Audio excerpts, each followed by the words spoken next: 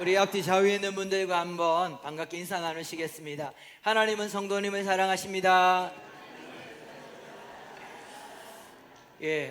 정말 오랜만에 단비가 내렸습니다. 하나님께서 이 대지에 단비를 내려주셔서 이렇게 가뭄을 해결하여 주신 것처럼 우리의 심령에도 하나님의 은혜의 단비, 성령의 단비, 하나님의 말씀의 단비가 내려서 우리의 심령이 충만하게 되어지기를 주님의 이름으로 축복합니다. 제가 아는 한 선교사님께서 은퇴하기 직전에 제가 만났어요. 60세가 이제 넘으셔가지고 이제 몇 년, 한 2, 3년 이후면 은퇴를 하신대요. 그래서 제가 물어봤습니다. 선교사님, 은퇴하시고 나면 또 어떤 계획이 있습니까? 제가 물었어요. 왜냐하면 이분은 정말 에너지가 대단한 분이거든요. 늘 새로운 것을 꿈꾸고 새로운 일을 시도하고 그런 분이기 때문에 틀림없이 은퇴하고 나서도 한국에 돌아와서 뭔가 일을 벌릴 것이다 라고 저는 늘 생각을 했었어요. 근데 뜻밖의 이야기를 하는 겁니다. 저보고 무슨 말씀을 하셨냐면 60 넘어서 꿈꾸는 것은 노욕이다 이렇게 말씀하시더라고요. 굉장히 제가 당황했습니다. 왜냐하면 이분의 어떤 성향과 또 신앙을 볼 때에 절대 이분은 가만히 계실 분이 아니거든요. 그런데 60이 넘어서 꿈을 꾸고 비전을 가지고 이러는 것은 다 욕심이다. 이제 후배들에게 다 그것을 물려줘야지 뭔가 새롭게 시작한다는 것은 다 내 욕심일 뿐이다. 그렇게 말씀하셨어요. 집에 와서 제가 아내하고도 그 이야기를 또 나눴습니다. 그리고 참 사람이 나이가 들면 변하는 게 있구나, 예전 같지 않다라는 생각을 했어요. 근데 은퇴를 하시고 얼마 안 있어 제가 다시 만났는데 성사님이 그러시는 겁니다. 요즘 새로운 일 때문에 가슴이 뛴다고. 하나님께서 새로운 일을 시작하게 하시고 마음에 꿈을 꾸게 하셨는데 그 일만 생각하면 잠을 자지 못할 만큼 가슴이 설렌다, 이런 말씀 하시더라고요. 제가 이전에 그 말씀 하시지 않았습니까? 이렇게 말하면 쑥스러워 하실까봐 그냥 아무 말 하지 않았습니다. 은퇴를 하시고 나서 그 새로운 일이 뭐냐면 시골에 목회자가 없는 교회를 찾아다니면서 그곳에서 설교를 하시는 겁니다. 그래서 요즘 막 너무 행복하시다고, 하나님께서 내 인생을 마지막까지 쓰시는 것 같다라고 말씀하시면서 참 행복해 하시는 것을 제가 보았습니다. 여러분, 우리가 믿는 이 하나님 나라의 복음은 여러분 정말 놀라운 것입니다. 우리가 그것을 느끼는지 또 그것을 경험하고 사는지는 잘 모르겠지만 이 하나님 나라의 복음은 우리 안에 들어오면 놀라운 DNA가 있어요. 무엇이냐면 이것은 절대로 우리 안에 가만히 정지하여 멈춰 있지 않는다는 것입니다. 하나님 나라의 복음은 우리 안에 들어와 있으면서 우리를 통하여 계속해서 커져갑니다. 그리고 우리의 삶을 통하여서 계속해서 번져가고 퍼져가는 그런 강력한 역동성이 이 복음 안에 있다라는 것이죠.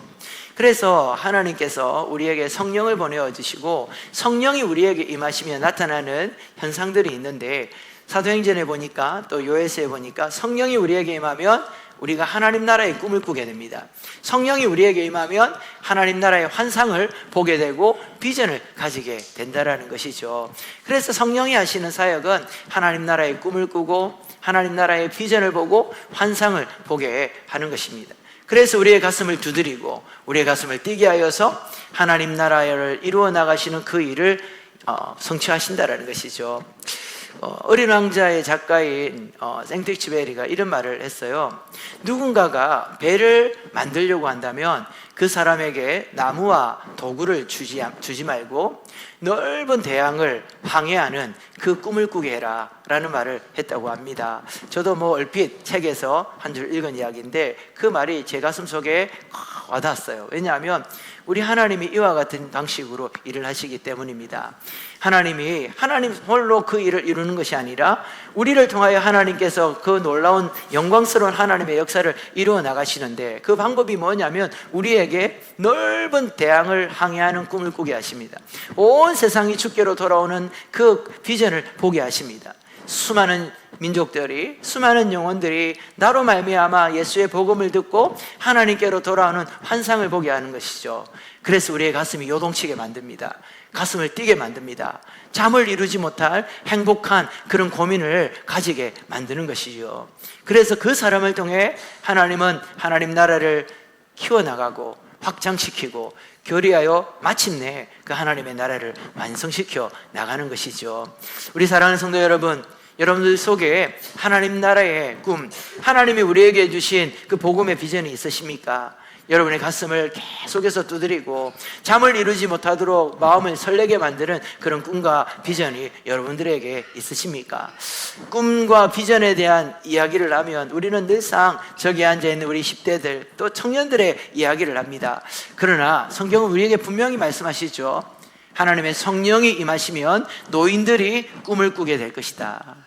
노인들이 아버지와 어머니들이 환상을 보고 비전을 가지게 될 것이다.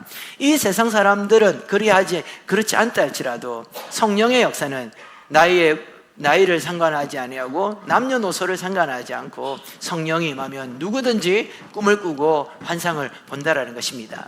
그런데 문제가 있어요. 우리의 지나간 시간의 실패들이 우리의 꿈을 좌절시킵니다.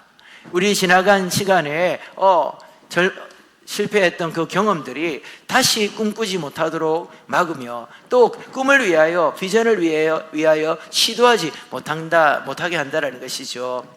꿈을 꾸는 사람들은 많이 있지만 그 꿈을 이루는 사람들은 그렇게 많지 않습니다. 목회자들에게도 신대원에 가면 여러분 이제 1, 2학년 때 얼마나 그 젊은이들이 가슴에 뜨거운 불을 가지고 신학교에 왔겠어요.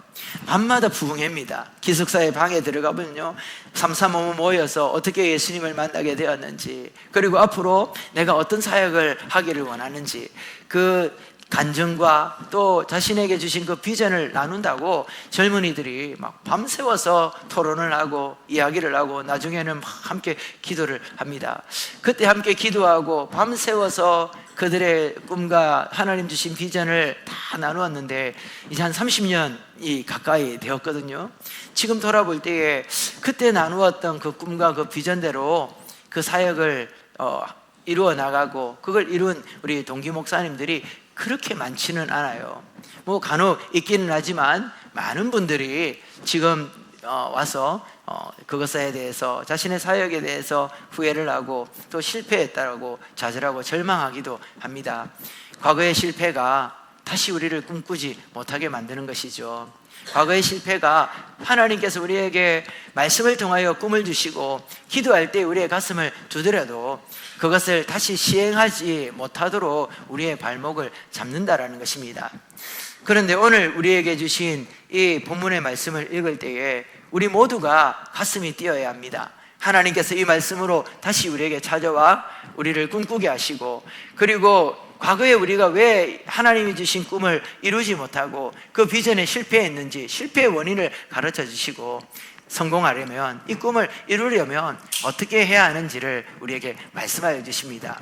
저는 9월 첫 주에 하는 우리 새생명 전도축제도 이와 같은 방식으로 우리가 접근하기를 바랍니다. 우리 성도님들 중에는 어떤 분들은 저거 매년 하는 건데 또 해봤자 큰 유익이 없더라, 저거 또 실패할 거야, 내가 전도하려고 그렇게 애를 썼지만 결국 안 됐지 않느냐. 과거의 실패로 인해서 꿈조차 꾸지 아니하시고 과거의 실패로 인해서 시도조차 하지 않는 우리들에게 하나님께서 오늘 오셔서 어떻게 하면 하나님이 주신 하나님의 꿈과 그 비전을 이루어 나갈 수 있는지를 우리에게 가르쳐 주십니다. 자, 그러면 어떻게 할 수 있을까요? 첫 번째로는 하나님의 불꽃으로 다시 타올라야 합니다. 오늘 본문에 나오는 모세는 그 나이가 80세입니다. 그는 원래 애굽의 왕자였죠. 40년 동안 애굽의 왕자로서 왕실 교육을 받았습니다. 그리고 성경을 읽어보면, 또 성경을 우리가 잘 모르는 분들도 이집트 왕자라는 애니메이션 영화를 한 번쯤 보셨을 거예요. 거기에 보면 40대의 모세는 그야말로 출중한 사람이었습니다. 누가 봐도 이집트의 차기 왕으로서 손색이 없는 사람이었죠. 근데 그때 하나님은 모세를 찾아오지 않습니다. 그의 실패로 인하여서 미디안 광야로 도망을 쳤습니다. 그리고 그곳에 있는 한 여인을 만나 결혼을 하고 40년 넘도록 그 광야에서 너무나도 평범한 양을 치는 목자로 살아가고 있습니다. 80세에 광야에서 양을 치는 목자, 누가 봐도 민족의 지도자, 큰 하나님의 큰 일을 이룰 수 있는 사람이라고 상상조차 할 수 없는 그런 사람이죠. 나이가 80이 되어서 기력도 쇠하여지고 기억력도 감퇴되고 또 지도력이나 총명함도 많이 사라졌을 것입니다. 무엇보다도 이전에는 그를 따르는 사람이 있었지만 지금 모세의 주변에 따르는 이는 아무도 없습니다.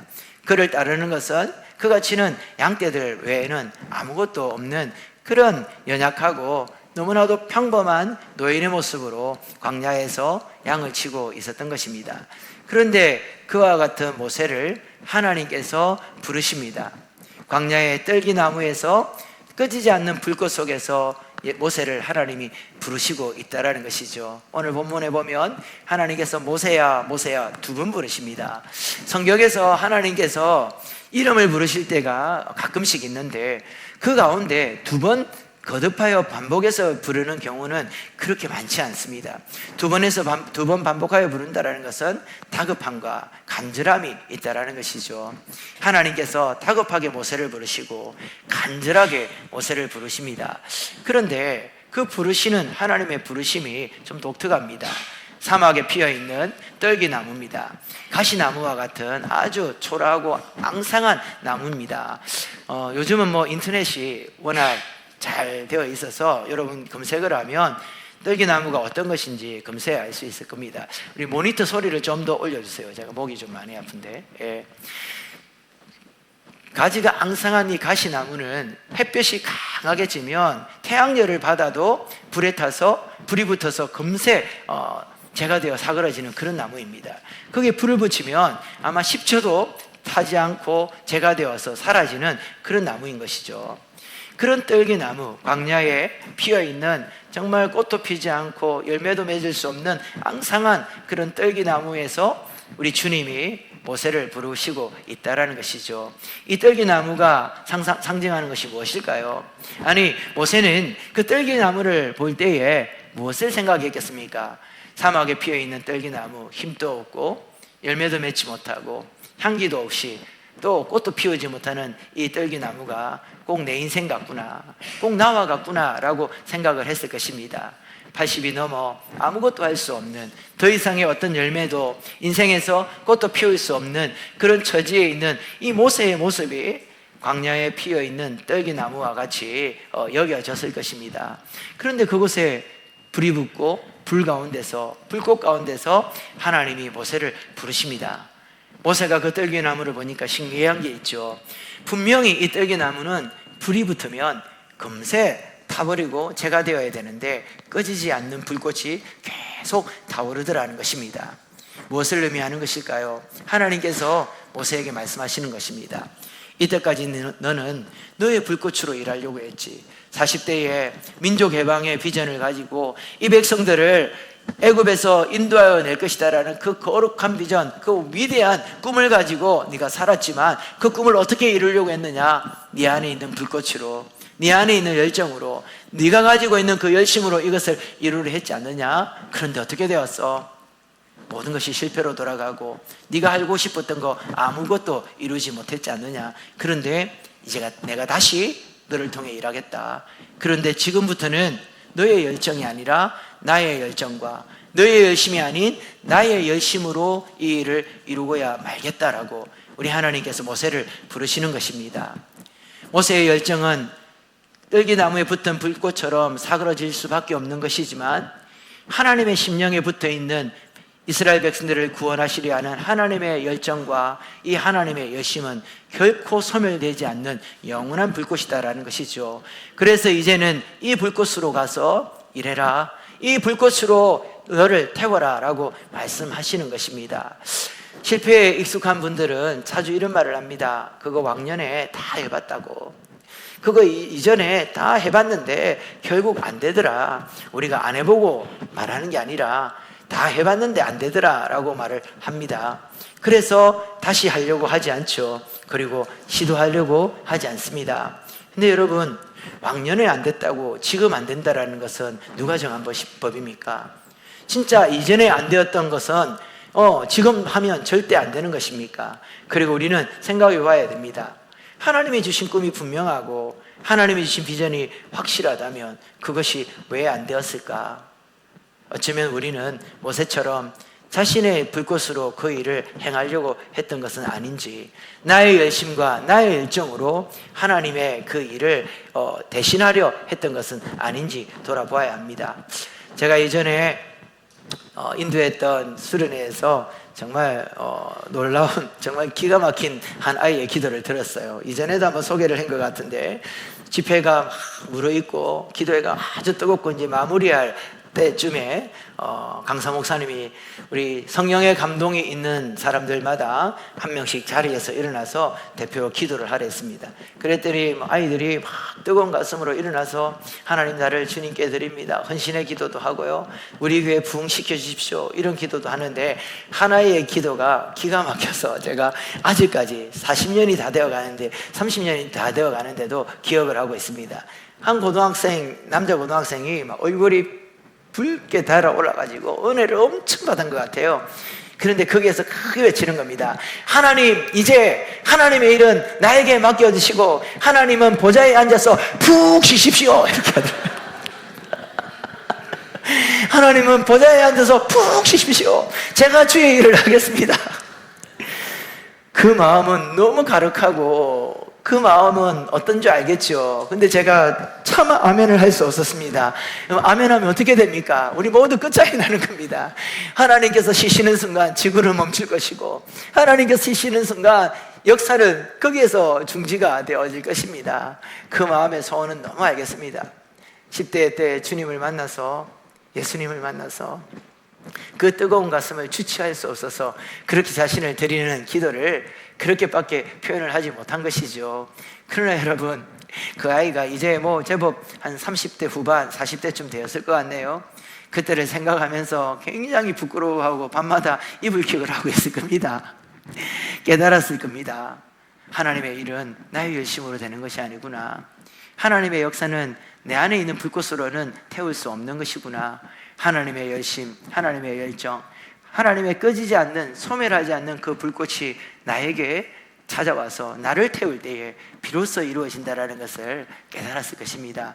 우리 전도주의를 위한 열정들과 열심을 내는 거 중요합니다. 그러나 이 일 역시 하나님이 우리에게 주신 꿈입니다. 하나님이 우리에게 맡긴 사역이죠. 그래서 열심히 기도하고 하나님께 간절히 간구해야 되지만, 이 모든 일들은 성령의 불로 하나님의 불꽃으로 이루어 나가야 할 것입니다.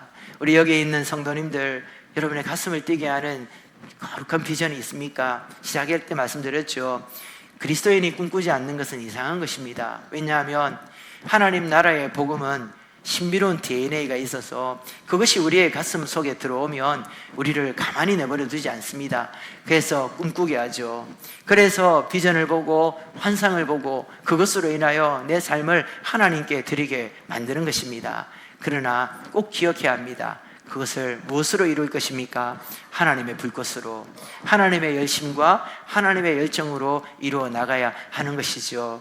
그러하기에 우리는 기도해야 합니다. 하나님의 불이 우리에게 옮겨 붙도록, 하나님의 그 거룩한, 꺼지지 않는, 소멸되지 않는 거룩한 불꽃이 우리의 심령에 옮겨 붙도록 기도하시는 우리 성도님들 되시기를 주의 이름으로 축원합니다. 두 번째, 하나님께서 하나님의 꿈을 이루어 나가실 때에 기억해야 할 것은 하나님 앞에 서 있는 바로 그곳이 거룩한 땅이라는 것을 기억해야 합니다.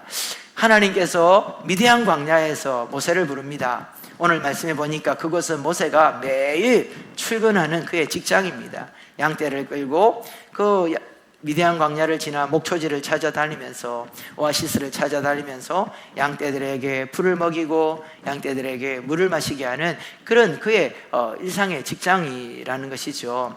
그런데 그곳에서 하나님께서 모세를 부르십니다. 근데 부르시면서 하시는 말씀이 내가 서 있는 땅은 거룩한 곳이다, 이렇게 말씀하시죠.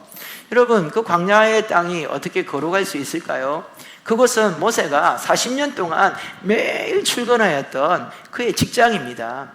여러분들이 매일 등교하는 학교이고요, 여러분들이 출근하는 그 가게, 여러분의 직장, 여러분들이 포함되어져 있는 지역사회, 바로 그곳이라는 것이죠. 그런데 하나님께서 그곳에서 모세를 부르면서 하시는 말씀이 네가 서 있는 그곳은 거룩한 땅이다. 언제부터 그곳이 거룩하게 되었을까요? 하나님은 우리를 특별한 곳으로 인도하지 않으십니다. 우리에게 하나님의 사명을 주시고 우리를 부르시고 우리에게 하나님의 꿈과 비전을 부어주실 때에 특별히 어떤 하나님이 정해놓은 그 장소로 가지 않습니다. 하나님께서는 우리가 서 있는 그곳에 찾아오십니다. 어디가 거룩한 땅입니까? 하나님이 서 계신 그곳이 거룩한 땅입니다. 교회당만 거룩합니까? 예, 이곳은 거룩한 곳입니다. 우리가 하나님을 예배하는 곳이죠. 그리고 약속대로 우리가 모여 예배할 때 하나님 이곳에 임재하십니다. 지금도 하나님의 성령이 우리 가운데 임재하시는 줄 믿으십니까? 말씀을 통하여 역사하고 있다는 거 믿으십니까? 하나님 이곳에 있다는 걸 함께 믿으십니까? 그렇다면 이곳은 거룩한 땅입니다. 그러나 여러분, 이곳이 아무리 화려하게 치장되어 있고 온갖 거룩한 성물들이 있다 할지라도 하나님이 계시지 않는다면 이것은 거룩하다고 말할 수 없죠. 그러나 여러분들이 매일 출근하는 그 직장, 학교, 여러분의 가정, 여러분의 지역사회, 세상 사람들이 볼 때는 똑같은 그들의 직장이고 그들의 삶의 터지만 하나님이 그곳에 임하시면 그곳은 거룩하여지는 것입니다. 우리가 생각할 때 모세를 부른다면 좀 특별한 장소가 더 낫지 않았을까? 그가 왕궁에 있을 때 그를 불렀다면 그 왕궁의 화려함과 그 어미로움이 보다 더 거룩하게 여겨지지 않았을까라는 생각을 가지게 됩니다. 그러나 하나님은 모세를 광야에서 부르십니다. 그리고 그 광야를 거룩한 곳이다 라고 말씀하시는 것이죠. 우리의 착오가 그겁니다. 주의 일은 교회 일로 착각을 합니다. 교회 안에서 하는 모든 일들이 다 주의 일입니다. 예, 맞습니다. 우리가 교회 안에서 하는 이 일은 주의 일이 맞습니다. 그러나 세상에서 하는 우리의 직장에서 하는 나의 직업, 나의 일상, 우리 학생들이 하는 공부, 이 모든 것도 역시 주의 일이라는 것을 기억해야 합니다.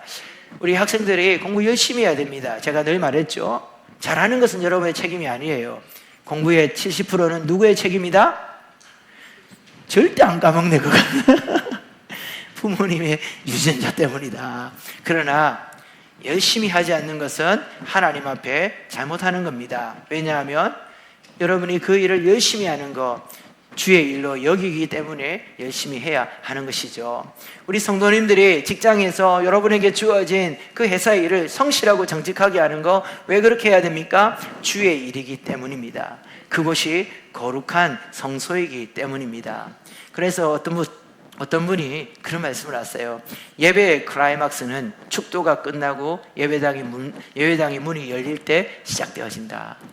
진정한 예배는 지금 한 시간의 이 예배가 아니라 이 예배를 통하여 하나님을 경험하고 하나님의 영광을 보고 하나님의 말씀으로 성령 충만하여진 성도들이 문을 열고 나갈 때 이 세상 속에서 진정한 예배가 시작된다라고 어떤 분이 그렇게 말씀을 하셨더라고요. 저는 너무나도 그 말에 공감을 합니다. 어디가 거룩한 곳입니까?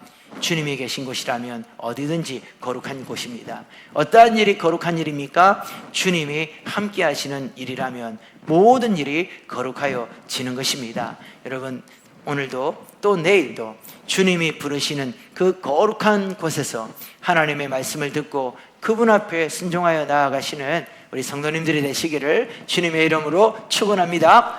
세 번째로, 하나님께서는 하나님 앞에 신을 벗는 그 순종을 통하여 일하신다라는 것을 우리 모두가 기억해야 할 것입니다. 하나님께서 모세에게 말씀합니다. 네가 선 곳은 거룩한 곳이니 내 발에서 신을 벗어라. 여러분, 신을 벗는다라는 게 무슨 의미일까요? 오늘날 우리가 신을 벗는 것은 뭐 특별한 의미가 없습니다. 예, 그러나 고대 사회에서 신을 벗는다라는 것은 굉장한 상징이 있습니다. 첫 번째는 자신의 권리를 포기하는 행동입니다. 루키스를 보면 이 기업 물을 자, 나오미의 기름 물을 자가 보아스 앞에서 신을 벗어 던져버립니다. 그것은 기업 물을 자 고엘의 그 권리를 내가 포기하겠다라는 것이죠. 그래서 신을 벗는다라는 것은 하나님 앞에 내 신을 벗어드리는 것은 하나님 앞에서 나의 권리를 포기합니다 라는 것을 고백하는 고백의 행동입니다. 또 하나는 신을 벗는 것은 나는 당신의 종입니다 라는 것을 고백합니다. 고대 사회에서 노예들은 신을 신지 않습니다. 그래서 내가 누군가의 종이 되어지고 누군가의 노예가 되어질 때 그 주인 앞에 신을 벗어 드립니다. 하나님께서 모세에게 신을 벗으라고 말하는 것은 이제부터 너는 나의 노예다, 이제부터 너는 나의 종이다 라고 말씀하시는 것이죠. 이 말을 바꾸어 말하면 지금부터 내가 너의 주인이다 라고 말씀하시는 것입니다. 사랑하는 성도 여러분, 하나님께서 이왕이면 40대 모세에게 나타나서 그의 능력과 그가 가진 모든 재능과 그 달란트를 통하여 하나님의 일을 이루어 나가실 수는 없었을까요? 이왕이면 우리가 가지고 있는 재능이 있으면 우리가 그렇게 고백하잖아요. 우리가 가진 이 재능은 주의 일을 위해서 하나님이 주신 것이라고. 그렇다면 모세가 40대에 많은 것을 가지고 있었습니다. 그리고 많은 사람들이 모세를 따랐죠. 훨씬 더 하나님의 일이 영향력 있게 행사되었을 것입니다. 우리가 흔히 청년들과 또 우리 성도님들에게 도전할 때 선한 영향력을 가지라, 높은 자리에서 세상을 움직이는 역사의 주역이 되라, 그래서 하나님께서 너를 통하여 일하시도록 너의 능력과 재능과 그 모든 것을 드려야 한다라고 도전하지 않습니까? 그 말에 의한다면 80세의 모세보다는 40세의 모세가 훨씬 더 영향력 있고 하나님이 쓰시기에 합당한 사람이었겠죠. 그런데 40세의 모세가 모든 것을 다 가졌다 할지라도 절대 가지지 못한 하나가 있었습니다. 80세가 되어서 겨우 가지게 된 것이 있었죠. 그것이 무엇일까요? 하나님 앞에 신을 벗는 것입니다. 40세의 모세는 하나님 앞에 신을 못 벗습니다. 왜냐하면요, 내가 가진 게 너무 많기 때문에, 내가 할 수 있는 게 너무 많기 때문에, 나의 힘과 나의 능력과 나의 지식과 내가 가진 어떤 지위의 영향력, 이것을 볼 때에 하나님 앞에 신을 벗어드릴 수가 없습니다. 내가 하려고 했겠죠. 자신의 힘으로 하려고 했을 것입니다. 그 모든 것이 있다 할지라도 신을 벗어드리지 못한다면 사람의 일은, 사람의 역사는 이루어낼 수 있지만 하나님의 역사는 이루어지지 않습니다. 그를 통해서 뭔가 나타났다면 그는 하나님의 열매가 아닐 것입니다. 그 사람의 열매일 것입니다. 오늘 우리가 읽은 말씀도 사실 앞에서부터 쭉 읽어보면요, 80세가 되어진 모세가 쉽게 하나님 앞에 신을 벗지 않습니다. 사람이 잘 안 변한다고 그러잖아요. 모세 역시도 40년 동안 광야에서 그렇게 뺑뺑이를 돌고 훈련을 받았는데도 계속해서 핑계를 댑니다. 내가 입이 둔합니다. 말을 못합니다. 왜 하필이면 나입니까? 계속해서 하나님 앞에 못한다는 이야기를 합니다. 그러나 하나님께서 모세를 끝까지 따라와서 설득을 시키죠. 그리고 그 앞에 설복하게 만듭니다. 설복을 시킵니다. 그러면 마침내 하나님 앞에 신을 벗어 드립니다. 80세 모세가 겨우 이렇게 신을 벗었다면 40세 때에 그는 하나님 앞에 신을 절대 벗을 수 없는 그런 사람이었을 것입니다. 사랑하는 성도 여러분, 우리에게 가장 필요한 능력은 무엇일까요? 하나님 나라를 위하여, 주의 복음을 위하여 우리에게 가장 필요한 우리의 믿음은 어떤 것일까요? 우리는 하나님 위해서 능력을 쌓으랍니다. 우리 자녀들에게 주님을 위해서 공부하고, 주님을 위해서 재능을 개발하고, 주님을 위해서 돈을 벌고, 주님을 위해서 뭔가를 많이 가지라고 합니다. 그러나 그 모든 것이 있어도 절대 주님께 쓰임받지 못하는 사람이 있습니다. 하나님 앞에 신을 벗지 못하는 사람이죠. 그러나 아무것도 없다 할지라도 주님이 있으시고 주님의 전능함이 나타나는 통로가 되는 사람이 있습니다. 그가 누구입니까? 모세처럼 그 발에서 신을 벗어 드리는 사람입니다. 하나님이 오늘 우리 시대에 이 패역한 이 세상과 정말 힘을 잃어가는 조국교회의 모습을 보시면서 탄식하시는 하나님이 찾으시는 사람은 누구일까요? 위대한 설교자를 찾고 있겠습니까? 은사가 많은 능력자를 찾고 있겠습니까? 아니면 정치적으로 또 경제적으로 엄청난 능력을 지닌 지도자를 찾고 있겠습니까? 하나님이 찾으시는 사람, 하나님이 부르시는 사람은 하나님 앞에 신을 벗어드릴 수 있는 그런 사람이 하나님께 필요한 자입니다. 오늘 이 아침에 내가 선 곳은 거룩한 곳이니 내 발에서 신을 벗으라 라고 말씀하시는 우리 주님 앞에 주께 신을 벗어드림으로 순종의 제사를 드리며 순종의 믿음으로 주 앞으로 나아가는 우리 모든 성도님들 되시기를 주님의 이름으로 축원합니다. 말씀을 기억하면서